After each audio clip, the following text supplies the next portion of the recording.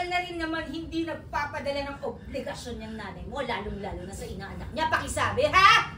O di magkalimutan na tayo?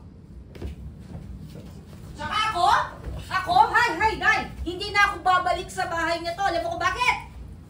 Dahil ikaw, yan kayong magkakapatid. Bakit pareho kayong may toyo?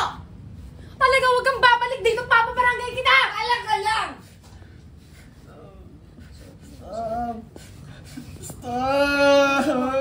Nagdalayo na ako ng pamilya, tsaka ng lechon manok. Tandaan ni ate mamaya.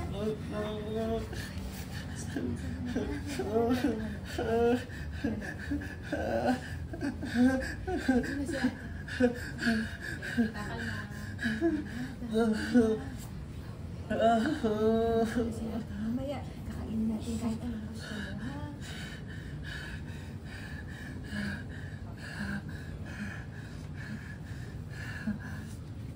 Binaba na yung kamay, hatotin mo pa. Hatotin mo pa, hatotin mo pa. Patingin ng kalmado. Ayan. Pwede mo siya wakan sa baba, parang naharap mo sa paso yun.